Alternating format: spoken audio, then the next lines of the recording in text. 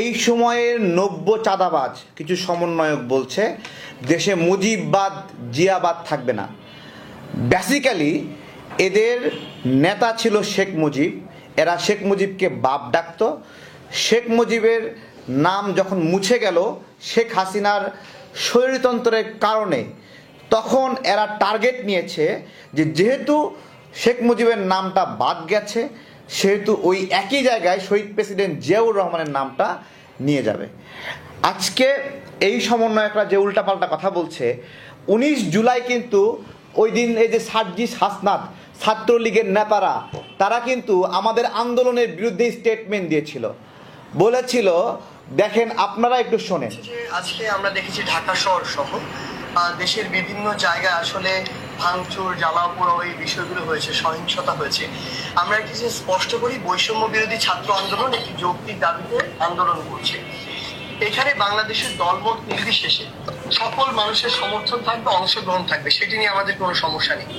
কিন্তু আমাদের এই ব্যানারটিকে ব্যবহার করে কেউ যদি আসলে তার রাজনৈতিক উদ্দেশ্য হাসিলের চেষ্টা করে, চেষ্টা না অপচেষ্টা করে, এবং সেটাকে কাজে লাগিয়ে আসলে জ্বালা পোড়া ভাঙচুর কিংবা এই সহিংসতাগুলো করে, সেটাকে আমরা কখনোই সমর্থন করি না। সে দায় তাদের। এটা আমি কেন দেখালাম, 19 জুলাইয়ে 18 জুলাই যখন আন্দোলন বন্ধ করে দিয়েছিল, তখন 19 জুলাইয়ে বাড্ডা রামপুরা এলাকায় আমি আমার ভাইয়েরা মিলে আন্দোলন গড়ে তুলেছিলাম। ব্র্যাক ইউনিভার্সিটির স্টুডেন্টরা, ইস্ট ওয়েস্টের স্টুডেন্ট, বনশ্রীর মানুষগুলোকে নিয়ে আমরা মসজিদে মাইকিং করে করে মানুষকে মাঠে নেমেছিলাম।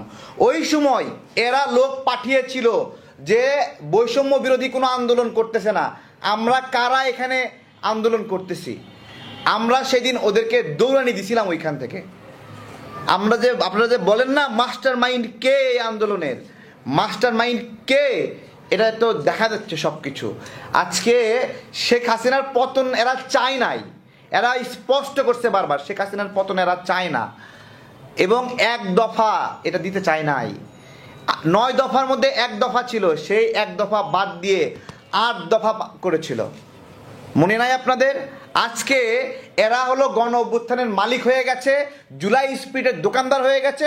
এখন দোকানদাররা সারা দেশে সুন্দর চাঁদাবাজি করছে, যে এদের একটা অংশ ছাত্রলীগ থেকে